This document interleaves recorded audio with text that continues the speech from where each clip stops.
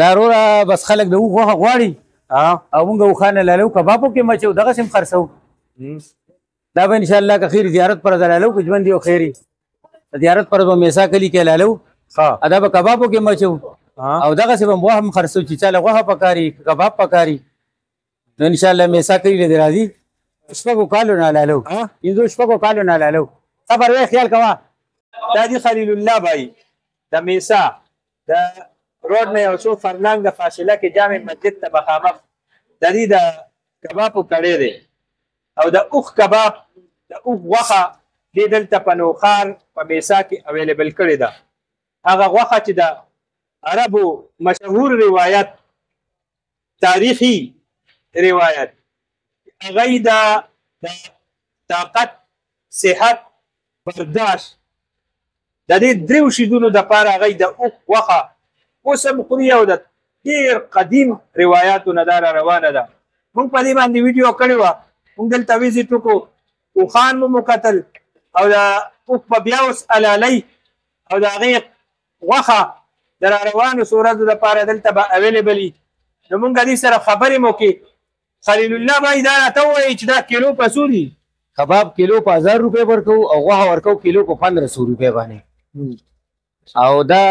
خلک د دې خمبیر هم غواړي چې موږ له راکړه تیار خمبیر هم وړي تیار خمبیر ورکوو په 1200 روپۍ کیلو تیار خمبیر که څوک کور ته وړي چې یاره زه به هلته ګرم ګرم پاخه کم په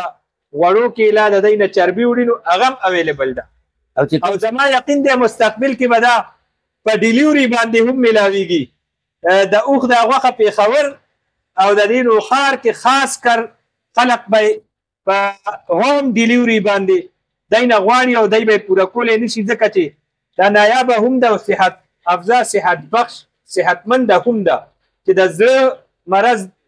د شوګر کولېسترول او مختلف قسمه امراض چې هغه بلډ پریشر دغه دي نو د دې علاج دی او دا زه نه وایم دا تاسو په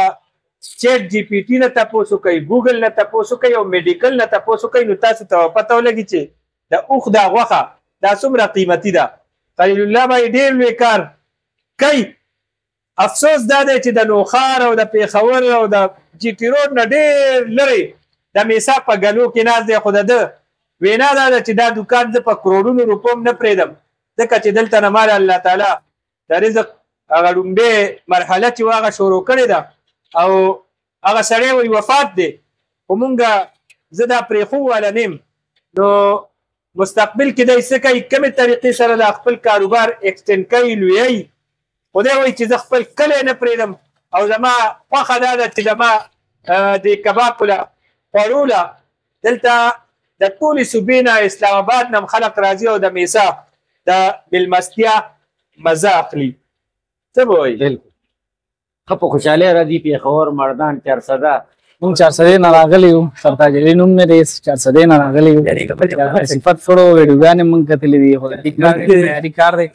او ډېر په دغه ته راغلي یو نو انشاءالله اوس پې چیک کوو برابرو به خلکو ښه ډېر سمجونه کړي دي او صفایي مفایي انشاءالله ماشاءالله دې ښایسته دي کار یې ښایسته دی معیاري کار دی بالکل د دې علاقې دا ښایسته خوراک دی خوندور خوراک دی خلک یې پې دغه کړي دي یا مخته کړي دي دومره خلک راځي چې ما سره ځای نشته چې څوک پکې کېږي او مېلمانه دقسې ځان سره پارسل والي ولاړ نو دومره خو کولی شي چې د کړي نه بار ده د روډ په غاړه یو نشم وتی بس زړه مې نه غواړي دلته نه ځای د ناستې ځای ولا جوړولی شي چې دلته یې پخې ولته یې وروړې بل د روډ د پاسه خاورې دي دوړې دي دلته کې خلک خوشحال دی او بار نه دی کلي نه یې نه کېږي زړه مې نه کېږي میسا باندې نو کمپرومایز مطلب دا دی هر څه کوي خو په میسا کمپرومایز نه کوي دا ډېره غټه خبره ده ډېره مننه الله ډېره مننه زمونږ خو سهار وختي راوتي وو د نوښار په نامه مونږ خو اورېدلي وو دغسې چې نوښار کې دی خو هغه چې بیا مونږ نوښار کې تپوس وکړو نو بیا وایي بیا د دې کلي نوم څه میا ساحل دی که څه چې دغسې څه نوم دی نو بس په تپوس دلته ورسېدو هغه اوښ هم په خپل سترګو وکتو چې یاره بلکل د اوښ غوښه ده او دغه کسانو سره ملو شو ماشاءالله ډېر مېلمه پالنه خلک دي او ډېر مزېدار خلک دي او انشاءالله زموږ ویډیو به هم تاسو وګورئ یو خامخا بیا انشاءالله یو ځل ویزټ وکړئ ورته یاره مونږ خو سهار چې راوتي 2 بجو ټایم نه بعد مونږ راوتي وو. ټوله ورځ هم دلته مونږ چې راورسېدو 4 بجې وې نو بس دوی وی چې یاره 5 بجو نه بعد به بیا لږې کړی نو هغې پورې مې انتظار وکړو دا چې اوس کړی ولګېدو نو بس انتظار کوو دا